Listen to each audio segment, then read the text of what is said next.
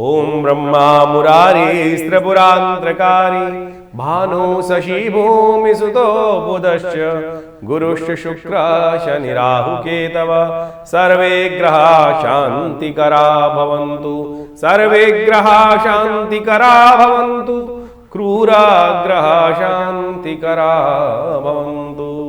नमस्कार, स्वागत है आपका आचार्यवाणी में। मैं आचार्य डॉक्टर विक्रमादित्य आपके साथ हूँ। आज का विषय हमारा है तुला राशि, शुक्र प्रधान राशि। तुला राशि वालों, आपकी राशि के दृष्टिकोण से 16 तारीख के दिन क्या कुछ ग्रहों का खेल है समझ लीजिए। इच्छाधारी योग बनकर तैयार हो रहा है आपका। तुला राशि वालों की किस्मत में परिवर्तन का ऐसा अद्भुत योग बन रहा है कि एक महीने में चाहो तो वारे न्यारे कर सकते हो। रविवार का अवसर है, द्वादशी तिथि विद्यमान है मार्गशीर्ष मास की कृष्ण पक्ष की, और इस दिन सूर्य की संक्रांति का योग बन रहा है। और ये सूर्य की संक्रांति हल्के में मत लेना। आपकी राशि के दृष्टिकोण से सूर्य जहाँ जा रहे हैं नीच के होकर अब परिवर्तन की तरफ जा रहे हैं, और मंगल के साथ बुध के साथ एक अद्भुत प्रकार का त्रिग्रही योग बनाकर बैठेंगे। और ये आपकी राशि के दृष्टिकोण से मान के चलना वारे न्यारे कर सकता है। यदि आप नेगेटिव सोचोगे तो नेगेटिव, पॉजिटिव सोचोगे तो पॉजिटिव योग आपकी राशि में बनने की स्थिति बनती दिखाई दे रही है। तो कम से कम कुछ भी करना नेगेटिव मत सोच के रखना। एक महीने में चाहो तो आप असंभव को संभव करके दिखा सकते हो, बस चलने की आवश्यकता है। लेकिन समस्या क्या है कि मंगल इन दिनों कमज़ोर स्थिति में चल रहे हैं, जो साहस के मालिक हैं आपकी राशि के दृष्टिकोण से, और वो कहीं ना कहीं आपको कमज़ोर करते दिखाई दे रहे हैं। तो आपकी राशि के दृष्टिकोण से इस वक्त आपको सबसे पहली आवश्यकता रहेगी अपनी हिम्मत को जगाना। इसलिए हनुमान जी का सहारा जितना लोगे उतना अच्छा रहेगा। एक बार हनुमान जी के साथ अद्भुत कथा चलती है कि हनुमान जी का संबंध सूर्य के साथ बहुत अद्भुत प्रकार से है। हनुमान जी एक बार भगवान सूर्य के समक्ष ज्ञान लेने गए। शास्त्र में अद्भुत कथा चलती है, और कहा जाता है कि जब वो ज्ञान लेने गए तो सूर्य देव ने पहचान लिया कि ये वही बालक है कि जो बाल्यकाल में एक बार उनको ग्रास करने पहुंच गया था। तो भगवान सूर्य ने कहा कि भाई हम तो चलते रहते हैं, चल ज्ञान कहाँ से देंगे। तो एक बार टालने का प्रयास किया हनुमान जी को। तो हनुमान जी भी बड़े विकट थे। हनुमान जी ने कहा कि प्रभु, सूर्य भगवान ने कहा कि हम तो चलते रहते हैं, चलायमान है, हम रुकते ही नहीं, तो ज्ञान देने के लिए कहीं बैठना पड़ेगा, स्थिर भाव से करना पड़ेगा, तो कैसे हम ज्ञान देंगे तुमको। तो हनुमान जी ने कहा नहीं नहीं, हम आपके साथ चलते रहेंगे। तब भगवान सूर्य ने फिर टालने का प्रयास किया हनुमान जी को। कहा कि भाई ज्ञान लेने के लिए क्या होता है कि चेले को गुरु के सम्मुख रहना चाहिए। अब हम चलते रहेंगे तो तुम्हारे साथ में बैठोगे तो ज्ञान कहाँ से मिल पाएगा। तो हनुमान जी ने कहा गुरुदेव, हम आपके समक्ष उल्टी चाल चलेंगे, आप आगे आगे चलेंगे तो हम आपके सामने पीछे पीछे उल्टे बैक स्टेप से चलते चले जाएंगे, बस हम आपको सानिध्य चाहिए ही चाहिए। तो जब भगवान सूर्य से उन्होंने ज्ञान प्राप्त किया तो अद्भुत शौर्य को प्राप्त किया। यानी इस वक्त आवश्यकता है हनुमान जी की दृढ़ता के साथ। आपके सूर्य जो आए हैं हनुमान जी के साथ संबंध बनाकर, मंगल के साथ जो संबंध बना है उनका, तो आप मंगल करना चाहते हो तो हनुमान जी की आराधना शुरू कर दो भगवान सूर्य को प्रसन्न करने के लिए। संयमित होकर कार्य करने की आवश्यकता है। बुध भी जो इस वक्त अस्त चल रहे हैं उन दोनों को सुधारने का यही रास्ता है। तो यदि ये आपने अपना लिया तो ये एक महीने में सूर्य आपके विशेष तौर पर परिवार को भी, आपके धन को भी सब प्रकार से उन्नति देने के योग बना लेंगे। सूर्य को और भी ताकत देने के तरीके हैं। भगवान सूर्य की उपासना करें और उनके मंत्र का जप करें, क्योंकि सूर्य प्रत्यक्ष देवता माने जाते हैं। तो ये सूर्य का अद्भुत योग है। 1:30 बजे के आसपास सूर्य परिवर्तन की तरफ जाएंगे, तो एक महीने तक यहीं वास करेंगे। तो इस दिन विशेष तौर पर इस दिन से लेकर कुछ खास उपाय लगातार आप करने का प्रयास कीजिएगा, बहुत बढ़िया रहेगा। जो शादीशुदा लोग हैं उनके लिए खास तौर पर ध्यान रख लीजिए। जितना आपका जीवन साथी आपसे प्रसन्न रहेगा उतनी आपकी किस्मत एक महीने तक बुलंद होने के योग बना सकती है। और यदि आपने मंगल को ताकत दे ली, जो हमने रास्ता बताया है, तो सेविंग भी बढ़ जाएंगी, आपकी बैंक अकाउंट का बैलेंस भी बढ़ जाएगा, गारंटीड है विशेष तौर पर आपकी राशि के दृष्टिकोण से। तो ये सब उपाय विशेष तौर पर जान लीजिए, जो हम बताने जा रहे हैं समझ लीजिए कि सूर्य का परिवर्तन आपकी किस्मत को जगाने के लिए बहुत बढ़िया योग बनाकर तैयार है, त्रिग्रही योग। और बीच बीच में एक आध बार चतुर्ग्रही योग भी बनेगा, उसका प्रभाव भी आपको बताएंगे। समझ लीजिए, सर्वार्थ सिद्ध योग भी बन रहा है इस शुभ योग में। और सबसे बड़ी बात, ये सूर्य का जो परिवर्तन का योग बन रहा है, रविवार के दिन परिवर्तन का हृदय नाम का योग बन रहा है। कहा जाता है कि एक ही दिन में यदि कार्य कर लिया जाए, हृदय नाम के योग रविवार के दिन, सहस्त्र गुना ये उपाय लाभ देने के योग बनाते हैं। हमने विवेकानंद योगाश्रम में इस दिन भगवान सूर्य के शांति के लिए बहुत बढ़िया यज्ञ रखा है, आप उसमें भी सम्मिलित होइए। और ये पूरा हर रविवार को बड़ा यज्ञ चलता ही है। आप आएंगे, उसमें बैठेंगे तो भगवान की कृपा से समस्त नवग्रहों को ठीक करने का रास्ता आपको प्राप्त होगा। ये वृश्चिक संक्रांति, वृश्चिक राशि में सूर्य जब जाते हैं तो मंगल की राशि में सूर्य स्थापित हो जाते हैं और ये पूरा अद्भुत योग बनता है। संक्रांति का पुण्य, देखिए सूर्य जो है ना, एक बात समझ लीजिए कि प्रत्यक्ष देवता है। हमारे यहाँ भगवान सूर्य को सूर्य नारायण के रूप में ही उपस्थित किया गया है। भगवान साक्षात समस्त मनोरथों को सिद्ध करने वाले हैं और इनकी अद्भुत जीवनी शक्ति को संसार चलता ही सूर्य के कारण से। सूर्य ना हो तो संसार में जीवन की परिकल्पना करना ही असंभव हो ही नहीं सकता। इसीलिए शास्त्रों में कहा गया है कि भगवान सूर्य को प्रत्यक्ष रूप से दर्शन देते ही हैं वो नित्यपति, और उनको हम अपने लिए जो जल चढ़ाते हैं ना, वो अपने लिए चढ़ाते हैं। शास्त्र के अनुसार से विधान है कि भगवान सूर्य का दर्शन करने से तो बहुत अद्भुत प्रकार से कल्याण के योग बनते हैं। हमारे यहाँ अनादिकाल से एक परंपरा बना दी गई कि सूर्य उठो, स्नान करो, स्नान करने के बाद भगवान सूर्य को जल दो। आज वेस्टर्न साइंटिस्ट जो है इस पर रिसर्च करके ला रहे हैं और उसको बताने का प्रयास कर रहे हैं कि सूर्य की रोशनी में से जो सूर्य की रोशनी होती है उसमें से ऐसी किरणें निकलती हैं जो आपके अंदर जीवनी शक्ति को संचार करती हैं। बहुत सारे विटामिन, अद्भुत प्रकार के विटामिन जो हैं, आज सूर्य स्नान करने की परंपरा बना दी जाती है। और हमारे ऋषि मुनि ने तो अनादिकाल से सुंदर व्यवस्था को समझकर उसके विधान को शास्त्र में उपस्थित किया, लेकिन बस ज्योतिष को गाली देनी है लोगों को। ज्योतिष के में जो कार्य किया जाता है, सनातन पद्धति में जो कार्य किए जाते हैं वो गलत है, लेकिन बाहर विदेश में जाकर लोग नंगे होकर कपड़े उतार कर सनबास्किंग कर लें वो उनको साइंटिफिक लगता है। लेकिन भारतीय संस्कृति में ऋषि मुनि ने कहा कि सुबह उठकर भगवान सूर्य की रोशनी में घूमो, उनका दर्शन करो, उनके तेज को ग्रहण करने का प्रयास करो, वो गलत हो गया। ज्योतिष ने तो एक एक चीज़ को, भारतीय संस्कृति के विज्ञानों ने तो एक एक चीज़ को बहुत वृहत चीज़ तरीके से समझा और उसको परिष्कृत किया। सूर्य को जल देते हैं ना, तो एक जर्मन साइंटिस्ट है, हेल्थ मैगजीन में ये आर्टिकल छपा है, छोटी मोटी मैगजीन नहीं, यानी इंग्लैंड से छपने वाली हेल्थ मैगजीन में इस साइंटिफिक एक्सपेरिमेंट को दिया गया है कि भगवान सूर्य को जो जल में खड़े होकर एक्चुअल उसने, मतलब हमारे यहाँ जो विधान लिखा है वो एक वेस्टर्न साइंटिस्ट, जर्मन का साइंटिस्ट उसको बता रहा है कि एक योगी जो जल में खड़े होकर, यानी कटी तक का स्नान वाले जल में खड़े होकर फिर भगवान सूर्य को सिर के ऊपर से जो जल ऊपर करता है और उस जल में से जो छन्नी बन जाती है, सामने जो एक मिरर बन जाता है, उसमें से छन कर जो रोशनी शरीर पर पड़ती है वो जीवनी शक्ति का संचार करती है। तो सोचें, इस विज्ञान को हम लोग मानने को तैयार नहीं है, लेकिन वेस्ट की तरफ से बहुत सारे लोग कह रहे हैं और हमारे यहाँ के कम्युनिस्ट, हमारे यहाँ के धर्म विरोधी लोग जो हैं वो आपके मन में बाल्यकाल से ही ऐसी ऐसी कथाओं को उपस्थित कर देते हैं कि जो आपके मनोमस्तिष्क में बचपन से तह लगाकर इस बात को कर देते हैं कि जो हमारे ऋषि मुनि ने बताया है वो गलत है। तो ये जो वृश्चिक संक्रांति होने जा रही है, सूर्य वृश्चिक राशि में प्रवेश कर रहे हैं, उसका आपने महत्व तो समझ ही लिया आपकी राशि के दृष्टिकोण से, लेकिन उस दिन दान पुण्य का भी बहुत महत्व है। भविष्य पुराण के अनुसार से, स्कंद पुराण के अनुसार से, मत्स्य पुराण के अनुसार से, यानी एक नहीं, बहुत सारे शास्त्र के दृष्टिकोण से इस संक्रांति का अद्भुत महत्व कहा गया है। कहा जाता है कि वृश्चिक संक्रांति के दिन व्रत करना चाहिए और व्रत का सुंदर रूप से पूजन करने के बाद जब व्रत तोड़ें तो कहा जाता है कि उस मास में व्रत तोड़ते वक्त तुलसी दल का सेवन करना चाहिए। तुलसी दल का सेवन करके 3 पत्ते तुलसी के लेकर उसका भक्षण कर फिर पहले उसको करने के बाद फिर व्रत तोड़ना चाहिए।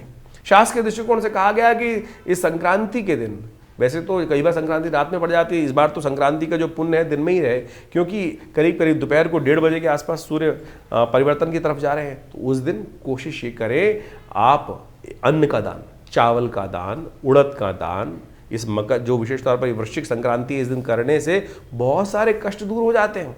और कहा जाता है कि किसी तीर्थ में जाकर संक्रांति के दिन जो व्यक्ति कोई दान करता है तो उसका साधारण दान से जाता सहस्त्र गुना अधिक फल प्राप्त होने के योग बन जाते हैं। इस दिन शास्त्र के अनुसार से गुड़ का दान करना भी बड़ा श्रेष्ठ माना जाता है। तांबे के पात्र के अंदर, तांबे के लोटे में जिसमें छेद ना हो, उसमें अन्न सतनाजा भरकर या गेहूं चावल इत्यादि भरकर अपनी श्रद्धा के अनुसार से आपको अवश्य दान करने का प्रयास करना चाहिए।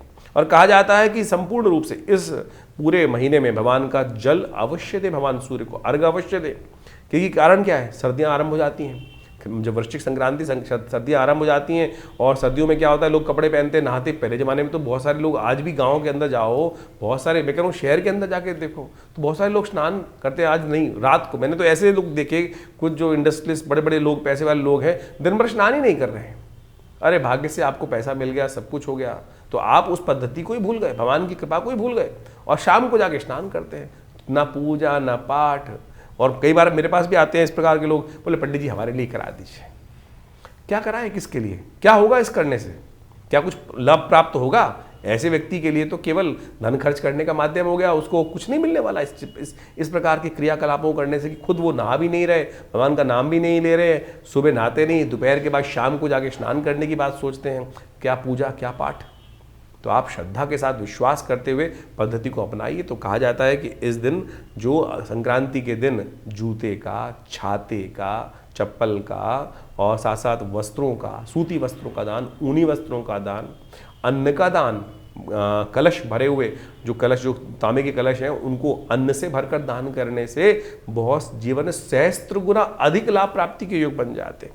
तो सूर्य का प्रभाव आपकी राशि के दृष्टिकोण से जो भी हो रहा है उसको आपने समझा और उसके अनुसार से जो ये उपाय वर्णित हैं यानी करें, तो भगवान आदित्य हृदय स्तोत्र का, भगवान सूर्य का आदित्य हृदय स्तोत्र, जिसको अगस्त मुनि ने स्वयं विजय के लिए, रावण पर विजय प्राप्त करने के लिए भगवान को प्रदत्त किया था, उसका जप, यदि वो नहीं हो रहा है तो एक मंत्र बता देते हैं, ओम घृणी सूर्य आदित्याय नमः, ओम घृणी सूर्य आदित्याय नमः। इस मंत्र का जप करें और उनका एक बीज मंत्र है, ओम ह्रांग ह्रीं रौंग से सूर्याय नमः, भास्कराय नमः, दिवाकराय नमः। तो इस प्रकार से जो भी मंत्र आपको याद हो उसको कर सकते हैं। नहीं तो गायत्री मंत्र मानसिक तौर पर स्तवन करते हुए भगवान सूर्य को अर्घ अवश्य दें। ये छोटे से प्रयोग हैं, इनको नित्यपति करें और हो सके तो इस पूरे महीने आपकी राशि के दृष्टिकोण सबसे श्रेष्ठ रहेगा कि वृश्चिक के अंदर गुड़ का दान अवश्य करने का प्रयास करें। एक ढीली गुड़ देकर अरे गौशाला में दे दो, गरीब ब्राह्मण को दे दो, मंदिर में रखाओ, बहुत तरीके हैं। तो ये करिए, आपके कष्ट दूर होने के अद्भुत योग बनेंगे। तिल की ओट पहाड़ है, कोई बहुत बड़ा क्रियाकलाप करने की जरूरत नहीं है, छोटे से विधान को करिए, ठीक होगा, आपकी समस्याएं ठीक होने के योग बन जाएंगे। तुला राशि वालों, आपकी राशि के दृष्टिकोण से 17 नवंबर का दिन ग्रहों की गणना में कहाँ कुछ योग बना रहा है, क्या कुछ होने के योग बना रहा है वो जान लीजिए। सोमवार का अवसर है, त्रयोदशी तिथि साथ में विद्यमान है, मार्गशीर्ष मास की त्रयोदशी है और ये त्रयोदशी ऐसी है जो वर्ष में शायद 1-2 बार ही आती है। सोमवार के साथ युक्त त्रयोदशी जो शाम तक विद्यमान रहेगी, जो योग बना रही है सोम प्रदोष का योग बना रही है। ग्रह परिवर्तन की तरफ जा रहे हैं, जितने कमज़ोर थे, सुबह जितनी हल्की दिखाई देती है, स्वास्थ्य पर भी, खर्चों पर भी थोड़ी भारी पड़ती दिखाई दे रही है, शाम उतनी ही बढ़िया आपके लिए परिवर्तन का योग सूचना लेके आती दिखाई दे रही है, जो आने वाले कुछ दिनों में आपके लिए बहुत उन्नति का रास्ता प्राप्त कराने के योग बना सकती है। भगवान की कृपा थोड़ी चाहिए। चंद्रमा जो है वो आपकी राशि में ही पदार्पण कर जाएंगे और जो आपके लिए कहीं ना कहीं थोड़ा सा उन्नति का योग, शुक्र के साथ चंद्रमा युक्त कहीं ना कहीं एक बहुत शुभ योग आपकी राशि में बनकर तैयार हो गया है, जो आपके लिए कई प्रकार से उन्नति का रास्ता बनाता दिखाई दे रहा है। सूर्य दूर हो चुके हैं, चंद्रमा महाविराजमान हो चुके हैं और ये स्थिति आपके लिए कहीं ना कहीं बड़ी शिष्ट दिखाई देती है। तो ऐसे में थोड़ा सा आप भगवान शिव की शाम के समय मन को थोड़ा साधने का प्रयास करें। शाम के समय प्रदोष काल में कहा जाता है कि भगवान शंकर पार्वती के साथ संसार का भ्रमण करते हैं और जो उस समय भगवान शंकर का अभिषेक प्रदोष काल में सोम प्रदोष के दिन कर लें तो फिर स्वास्थ्य भी ठीक होगा, कष्ट भी कटेंगे, मनोरथ भी सिद्ध होने के योग बन जाएंगे। तो इसलिए शाम के समय अवश्य किसी देवस्थल में जाकर भगवान शंकर के मंदिर में दूध से आपकी राशि के द्वारा, साथ साथ आपकी राशि के दृष्टिकोण से गंधोदक इत्र के द्वारा भगवान का सुंदर अभिषेक, सुगंधित तेल के द्वारा भगवान का अभिषेक करने का प्रयास कीजिए। देखिए भगवान की कृपा से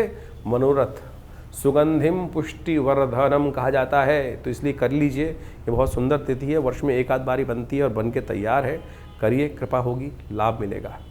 18 तारीख की गणनाएं जानते हैं क्या कह रही हैं, जान लीजिए। मंगलवार का दिन है उस दिन और मार्गशीर्ष मास के कृष्ण पक्ष की त्रयोदशी और चतुर्दशी का योग है। त्रयोदशी थोड़ी वृद्धि की तरफ गई है और विशेष तौर पर ग्रहों का योग परिवर्तन की एक महत्वपूर्ण सूचना ला रहा है। आपकी राशि में ही खेल विचित्र होने वाला है। शुक्र अपनी राशि में आपके चल रहे हैं और इस वक्त वो जा रहे हैं बृहस्पति के नक्षत्र में। शुक्र भी ज्ञानवान और बृहस्पति भी ज्ञानवान, दोनों का सानिध्य प्राप्त होने का योग बन गया है। और इस वक्त देखिए शुक्र भी ताकत में है और साथ साथ बृहस्पति महाराज भी पूर्ण ताकत में होकर चल रहे हैं। और ऐसे में इन दोनों की युति जो ताकत में चल रही है वो विशेष तौर पर आपकी राशि के दृष्टिकोण से महत्वपूर्ण परिवर्तन का योग बनाकर तैयार कर रही है। ये दोनों के दोनों, यानी आपकी बुद्धि सही दिशा में चलती दिखाई दे रही है, आपकी योजनाएं बिल्कुल सही रूप से आगे बढ़ने की स्थिति को उत्पन्न कर सकती है। ये बहुत सुंदर है, लेकिन दुविधा से बचिएगा। कई बार क्या होता है कि बृहस्पति भी ताकत में है, शुक्र भी ताकत में आ गए हैं, तो कई बार क्या होता है कि दो अलग अलग दिशाओं में चलने की तरफ व्यक्ति चला जाता है। ऐसे में आपको आवश्यकता है सही ज्ञान की, और सर ज्ञान कौन करेगा? जो कहा जाता है ना, जय जय जय हनुमान गोसाई कृपा करहूँ गुरुदेव की नाही। गुरुदेव की कृपा चाहिए इस वक्त। मंगल जो सामर्थ्य के साहस के मालिक हैं, साहस नहीं हो पा रहा है, ज्ञान बिल्कुल ठीक है, तो साहस कहाँ से मिलेगा? हनुमान जी से प्राप्त होगा। और हमने विवेकानंद योगाश्रम में, क्योंकि मंगल अस्त चल रहे हैं, हमने पूरी व्यवस्था बनाई है कि पूरे आने वाले 6 महीने हैं, क्योंकि मंगल 6 महीने अस्त चल रहे हैं, करीब करीब मार्च तक अस्त स्थिति में चलेंगे 5 महीने तक। तो हमने व्यवस्था करी है कि इन 5 महीनों में सुंदरकांड का पाठ हर मंगलवार को व्यवस्था करें। आप जो भी व्यक्ति हनुमान जी के चमत्कार को देखना चाहते हैं, विवेकानंद योगाश्रम में मनोकामना सिद्धि मंदिर में जो हनुमान जी प्रतिष्ठित हैं आचार्य श्री कृष्ण देव जी के द्वारा, वो ऐसे चमत्कारी हैं कि उनके सामने जो चोला चढ़ाता है, उनके सामने जो सुंदरकांड का पाठ करता है, तो मंगलवार के दिन ये व्यवस्था बना दी गई है आश्रम में। तो हर मंगलवार को शाम को 6 बजे से लेकर 9 बजे तक सुंदर भंडारा, सुंदर हनुमान जी का यज्ञ, सुंदरकांड का पाठ बड़ी श्रद्धा के साथ चलता है। आप उसमें बैठिए और हनुमान जी की चमत्कारिक शक्ति का अनुभव करने का प्रयास कीजिए। देखिएगा, ये तपस्थली है जहाँ 50 सालों से नित्य यज्ञ होता है। आज भी नित्य 8 घंटे यज्ञ होता है। ये बैठिए उस यज्ञ में जो हर मंगलवार को रहेगा। आप भी स्वयं उसमें भाग लीजिए और देखिए चमत्कार भगवान की कृपा से। यदि कोई अपने नाम से कराना चाहता है तो उसके लिए भी संपर्क साध सकते हैं। भगवान की कृपा से मनोकामना सिद्धि के योग बनेंगे। भद्रा है, ध्यान रखिएगा, नए कार्य करने के लिए दिन अच्छा नहीं है, नई गाड़ी खरीदने के लिए दिन अच्छा नहीं है, नए काम को आरंभ करने के लिए थोड़ी समस्याएं हैं, क्योंकि सुबह 7:12 से भद्रा आरंभ होगी, करीब करीब रात के 8:30 बजे तक रहेगी। ध्यान रखिएगा। 19 तारीख बुधवार का अवसर, चतुर्दशी तिथि और साथ में अमावस्या तिथि का योग बन रहा है। अमावस्या पैतृक कार्यों के लिए इसी दिन रहेगी। जो तुला राशि वालों के लिए ग्रह गणना दिखाई दे रही है, वो विशेष परिवर्तन की स्थिति बना रही है। मंगल महाराज इस दिन बुध के साथ चलते हुए बुध के नक्षत्र में, ज्येष्ठा नक्षत्र में प्रवेश करते दिखाई दे रहे हैं। ये मंगल की थोड़ी शक्ति को बढ़ाएगा। मंगल बुध के सानिध्य में आएंगे और कहीं ना कहीं अस्त स्थिति में चल रहे हैं, उसमें कुछ ना कुछ परिवर्तन करने के रास्ते अवश्य बनाते दिखाई दे रहे हैं। ऐसे में थोड़ा गणेश जी का स्तवन करना, गणेश जी का आशीर्वाद लेना बहुत अच्छा रहेगा। और पितरों का अवश्य ध्यान रखिएगा। ये पितृ कार्य के लिए अमावस्या इस दिन श्रेष्ठ है, क्योंकि मध्याह्न काल में व्याप्त रहेगी। तो अपने पितरों के निमित्त तर्पण, ब्राह्मण भोजन अवश्य कराने की व्यवस्था बना सकते हैं। यहाँ एक बात को और बता देते हैं हम, जो लोग कहीं ना कहीं बहुत सारे व्यवसायों में व्यस्त रहते हैं और ये कार्य नहीं करा पाते हैं, तो आप आश्रम के साथ जुड़ सकते हैं। यहाँ पर आपके पितरों के निमित्त गायत्री जप, तर्पण सब करने की व्यवस्था है। उसके लिए आप संपर्क साध सकते हैं फ़ोन पर और व्यवस्थाओं के बारे में जान सकते हैं। अपने नाम से पितरों के निमित्त जो भी यज्ञ इत्यादि कराना हो उसकी व्यवस्था रहती है। 20 तारीख के दिन बृहस्पतिवार का अवसर है। अमावस्या तिथि बनी हुई है। गजकेसरी योग बनने जा रहा है। इस दिन परिवर्तन का योग है। चंद्रमा कमज़ोर अवश्य है, लेकिन चतुर्ग्रही योग का निर्माण हो रहा है। चंद्रमा, सूर्य और मंगल और बुध, ये सारे के सारे आपकी राशि में एकत्र होकर आपके धन वाले स्थान में बैठ गए हैं। तो ध्यान रखना पड़ेगा इस पर थोड़ा सा। अमावस्या का योग है और उस दिन जिस प्रकार का योग बन रहा है, चतुर्ग्रही योग, बहुत शुभ नहीं माना जाता है। तो ऐसे में थोड़ा ध्यान रखते हुए कार्य करने की ज़रूरत है। कहीं ना कहीं आपके विचार थोड़े से जो ये ना हो कि कहीं ना कहीं नेगेटिव हो जाए, क्योंकि चंद्रमा अमावस्या में क्या होता है, मन थोड़ा कमज़ोर स्थिति में होता है। लेकिन बृहस्पति है जो पूरी दृष्टि डाल रहा है इन चतुर्ग्रही योग के ऊपर। ये आपको हर कष्ट से बचाने का रास्ता दिखाई दे रहा है। लेकिन ध्यान रखिएगा, जो लोग वृद्ध हैं, जो लोग ओवर एज हैं, उनके लिए स्वास्थ्य पर कहीं ना कहीं समस्या उत्पन्न करने के योग बनते हैं। तो इन दिनों खास तौर पर सर्दियां आरंभ हो चुकी हैं, उनको स्वास्थ्य का विशेष तौर पर ध्यान रखना पड़ेगा। तुला राशि की जो बात कर रहे हैं, उनको खास तौर पर आने वाले करीब करीब 20-25 दिन जो लोग वृद्ध हैं, 70 से ऊपर हैं, उनको स्वास्थ्य प्रति ध्यान रखने की ज़रूरत रहती है।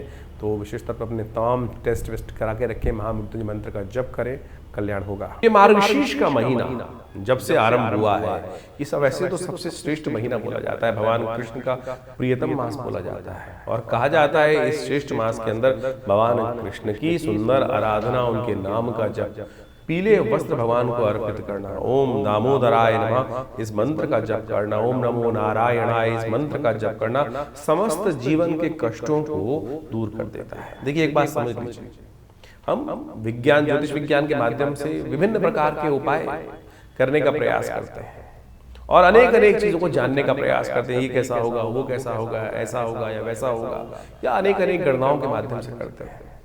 और निदान उपाय भी बहुत सारे जानने का प्रयास करते हैं। बहुत अलग अलग प्रकार के उपाय बताए जाते हैं। सीधा साधा सबसे श्रेष्ठ उपाय तो हरि नाम का संकीर्तन ही है। हरि नाम का स्मरण, ओम नमो भगवते वासुदेवाय, ओम नमो नारायणाय, जैसा भी हो सके यदि उनको जप करके कार्य कर ले तो बहुत श्रेष्ठ प्रकार से आपके जीवन की समस्याओं को दूर करने के योग बन जाता है। उपाय जो वास्तविक तौर पर निदान है, उपाय जो है निदान के रूप में जाने जाते हैं और वो वर्णित हैं ज्योतिष विज्ञान के अंतर्गत ही। पुराण इत्यादि जो वास्तविक तौर पे कथाओं के माध्यम से हमारे शास्त्रों में विद्यमान किए गए हैं, ये सारे के सारे उन कथाओं को केवल कथा ना समझें, ये वास्तविक तौर पे वो टेस्टिमनीज हैं। वो टेस्टिमनीज है कि जिसके जीवन में ऐसा कष्ट आया और उन्होंने क्या किया, किस प्रकार से कौन सा व्रत किया, कौन सा मंत्र का जप किया, जो शास्त्र में पुराणों में वर्णित कथा के माध्यम से कर दिया गया और उस व्यक्ति ने उस फला मंत्र को, फला व्रत को करने से अपने जीवन के कष्ट दूर किए, तो एक टेस्टिमनी होगी। आज बहुत सारे लोग तथाकथित तौर पर अनेक अनेक भ्रांति उत्पन्न करने का प्रयास करते हैं। अभी सत्यनारायण कथा पर कितनी बड़ी कुछ लोगों ने व्यंग्यात्मक तौर पे ऐसा अपना आज पॉडकास्ट का जमाना है, लोग अनेक अनेक प्रकार की भ्रांति उत्पन्न करने का प्रयास करते हैं। ऐसी कथा बकवास है, ये नहीं है। अरे वो व्यक्ति की टेस्टिमनी है, वो वास्तविक तौर पर उस वैश्य के जीवन में जो घटा उसने कैसे किया और किस प्रकार से उसके जीवन में चमत्कार हुआ और किस प्रकार से उसने मंत्र जप करके चमत्कार देखा, उसने उसका व्याख्यान वहां उपस्थित किया। आपके जीवन में भी हजारों बार ऐसे चमत्कार उपस्थित हुए होंगे कि एक छोटे से मार्ग पर चलने से आपके जीवन में वही इंगित किया गया ना। तो इसमें किसी व्यक्ति ने क्यों आप भ्रांति उत्पन्न करने का प्रयास करते हैं? आप उतने सत्यनिष्ठ नहीं है, आपके जीवन में उतना चमत्कार आपने नहीं देखा, तो क्या सारे व्यक्ति सत्यनिष्ठ नहीं होंगे? ऐसा कैसे कह सकते हैं आप? श्रद्धा समर्पण का खेल है। और नहीं तो जीवन पर्यंत लाखों रुपए खर्च कर कर कोई नग पहन लो, कोई कुछ उपाय कर लो, कैसा भी कर लो, नहीं कार्य होता है। उस व्यक्ति ने अपनी टेस्टिमनीज में जो शास्त्र में वर्णित कथाएं हैं, ये वही सत्य कथाओं के रूप में इंगित किए गए हैं, तो इसमें भ्रांति न पाले। कैसा भी जो इंगित किया गया है वो घटा है, वो घटा होगा बिल्कुल प्रत्यक्ष रूप से। और शास्त्र झूठ नहीं बोलते, इस बात को हमें समझ लेना चाहिए। शास्त्र में जो बात जिसने जैसा देखा, हरि मूरत जिस प्रकार की जिसको दिखाई जाकी रही भावना जैसी, इस बात को हमको अच्छे से समझ लेना चाहिए। नहीं तो अनेक अनेक प्रकार से लोग आपके मनोमस्तिष्क में इस भ्रांति को उत्पन्न करने का प्रयास करेंगे और आपके विश्वास को तोड़ने का प्रयास करेंगे। विश्वास ही है जो समस्त कष्टों को दूर करने का प्रयास करता है। समस्त जीवन के जो उपाय के रूप में सबसे बड़ी चीज है ना, वो श्रद्धा और विश्वास।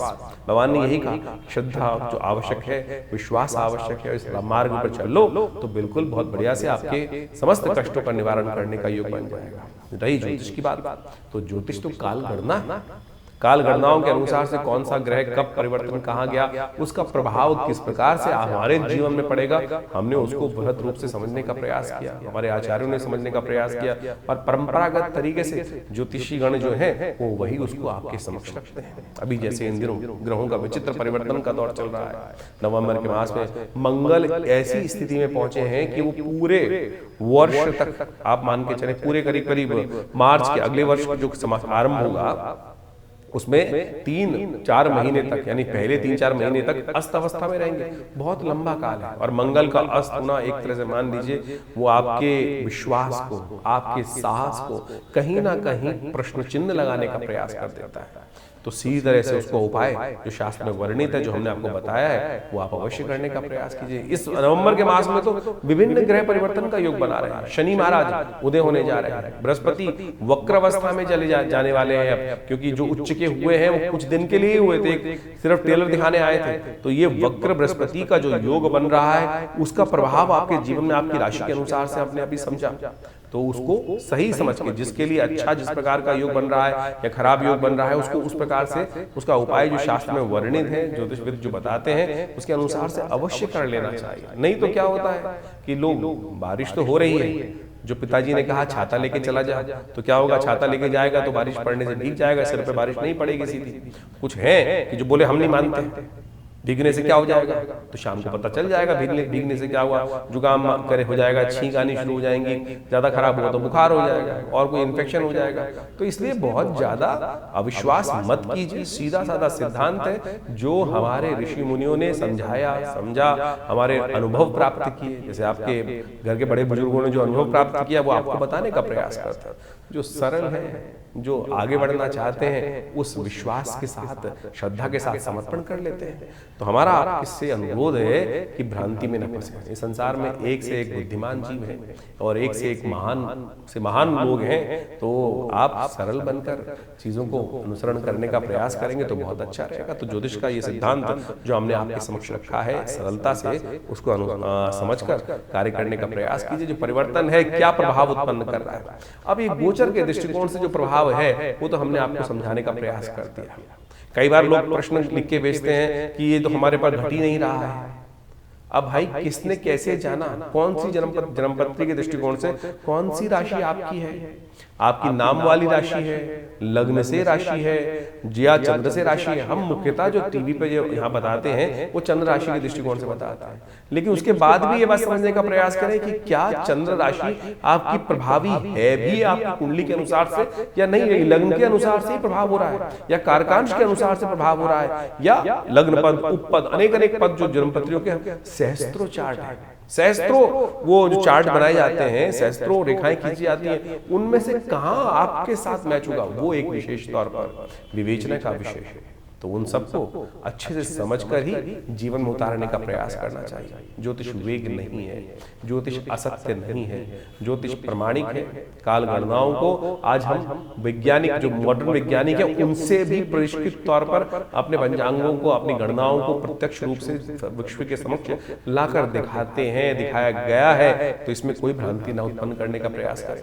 जो कुछ आपके जीवन में समस्याएं चल रही हैं उनको सही से सरल रूप से समझकर आप कार्य करेंगे। लाखों लोग आते हैं, लाखों लोगों ने किया है, तो आप भी क्यों वंचित हो? आइए जुड़िए हमारे विवेकानंद योगाश्रम से। यहाँ नित्य प्रति हर रोज बहुत सारे विभिन्न कार्यक्रम संस्था के माध्यम से चलाए जा रहे हैं। नित्य प्रति 8 घंटे यज्ञ चलता है। भगवती के एक श्री विग्रह, चमत्कारिक श्री विग्रह विद्यमान है जो करीब आज आज़ादी के टाइम पर, पार्टीशन के टाइम पर भारत में पहुंचा और उनका दर्शन कर लेने मात्र से भगवती के समस्त कष्टों के दूर होने के अद्भुत योग बन जाते हैं। तो आप आइए और वहां भगवती का दर्शन सुंदर रूप से करने का प्रयास कीजिए। हर रविवार को यज्ञ में सामूहिक तौर पर सब आ सकते हैं। और जब तक ये मंगल अस्त चल रहे हैं, हमने विचार रखा है कि हर मंगलवार पे सुंदरकांड की सुंदर व्यवस्था रहेगी। आप भी अपने नाम से अपने कष्टों को दूर करने के लिए व्यवस्था कर आश्रम में संपर्क साध कर उस यज्ञ में सम्मिलित हो सकते हैं। उसके लिए पूर्ण व्यवस्थाएं हैं। फोन नंबर आपके सामने स्क्रीन पे चल रहे हैं, उन पर जान सकते हैं। और हमने ऐसा देखा है कि मनोकामना सिद्धि मंदिर जो आश्रम में विद्यमान है, भगवती का श्री विग्रह विद्यमान है, हनुमान जी का चमत्कारिक श्री विग्रह विद्यमान है। और हमने स्वयं देखा कि जिन लोगों ने वहां पर आकर विवाह नहीं हो रहा था, बिल्कुल आके चोला चढ़ाया हनुमान जी को कुछ दिन और वो चमत्कार उपस्थित हुआ। ऐसी ऐसी टेस्टिमनीज हमारे पास अवेलेबल हैं कि आप समझो कि बिल्कुल शादी होने का योग नहीं था, लड़की आई, उसने 2 मंगलवार हनुमान जी को चोला चढ़ाया था और तीसरे मंगलवार से पहले हमको बताया उसने आके कि हमारा रिश्ता पक्का होने के योग बन गए। तो ऐसे एक नहीं लाखों एग्जाम्पल्स हैं कि जो चमत्कारिक स्थिति घरों में परिवर्तन होने का योग बना है। तो इसलिए विश्वास रखिए, परिवर्तन होता है। आपका दृढ़ संकल्प, दृढ़ विश्वास चाहिए, चमत्कार की कमी नहीं।